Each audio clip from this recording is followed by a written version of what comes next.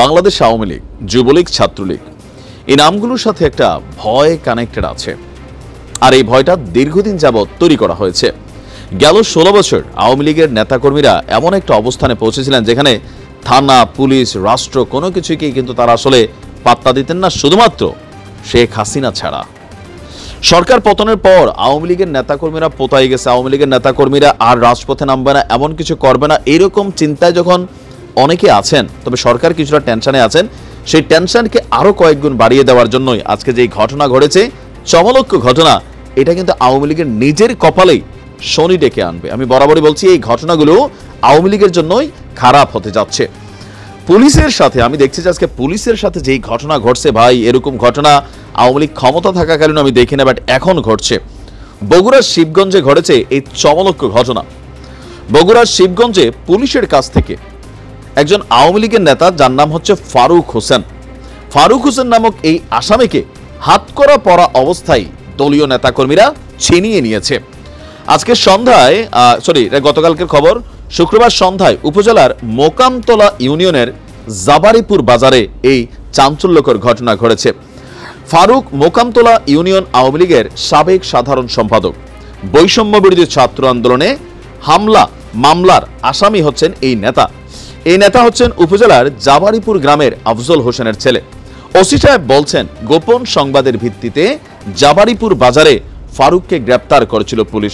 তাকে হ্যান্ডকাপ পরানোর সময় স্থানীয় বাসিন্দারা তাকে ছিনিয়ে নিয়ে যান। কেউ কেউ বলছেন যে তার দলীয় সহকর্মীরা, কিন্তু পুলিশ বলছে স্থানীয় বাসিন্দারা। তার মানে জাবারিপুরের এই ফারুক স্থানীয়ভাবে কতটুকু প্রভাবশালী বা জনপ্রিয়, এটারও কিন্তু একটা লক্ষণ। কারণ এই মুহূর্তে পুলিশ কাউকে গ্রেপ্তার করতে আসলে আপনার তাকে ছিনিয়ে নিয়ে যাবে, জনগণ বাধা দিবে, এটা কিন্তু আসলে আমরা দেখি না। কেন ফারুকের বেলায় এমন হয়েছে?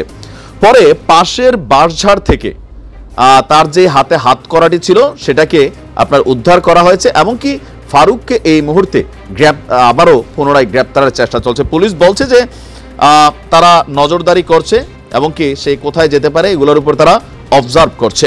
এর বাহিরে আর এই পুলিশ কর্মকর্তা কোনো রকম বক্তব্য দিতে রাজি হয়নি। এখন এই ফারুকের বিরুদ্ধে যে মামলাগুলো আছে, এতগুলো মামলার পর আমার কাছে একটু আশ্চর্য লাগছে যে বৈষম্য বিরোধী ছাত্র আন্দোলনে যে মামলার আসামি, তাকে ছিনিয়ে নিয়ে এলাকার মানুষ যেই ঘটনা ঘটাইছে, এটা রিয়াকশন কি হইতে পারে? তবে লোকাল পিপলরা বলছেন এখানে সাধারণ জনগণের পাশাপাশি দলীয় নেতাকর্মীদের উপস্থিতিটাই বেশি ছিল যারা এই ঘটনা ঘটিয়েছে। এখন আওয়ামী লীগ বিভিন্ন জায়গায় লোকাল পর্যায়ে এখনো কিন্তু অনেকটা শক্তিশালী।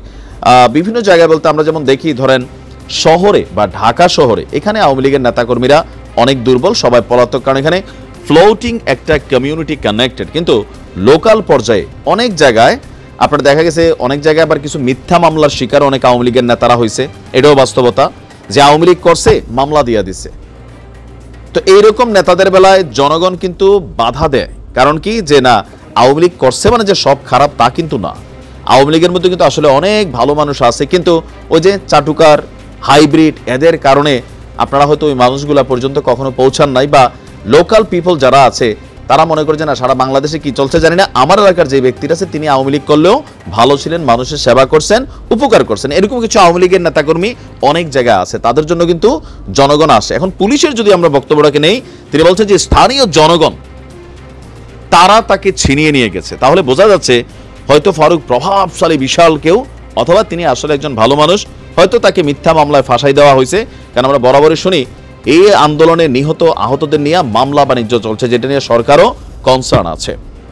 তবে এই ছিনাই নেওয়াটা আসলে উচিত হয়নি, কারণ সাময়িক তো তিনি পালিয়ে থাকতে পারবেন, আবার কিন্তু গ্রেপ্তার হবেন এবং শাস্তির পরিমাণটা বেড়ে যাবে।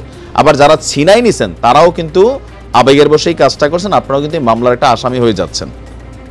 তো সব জায়গায় জোশে এসে হোশ খোয়ানো উচিত না। ভালো থাকবেন।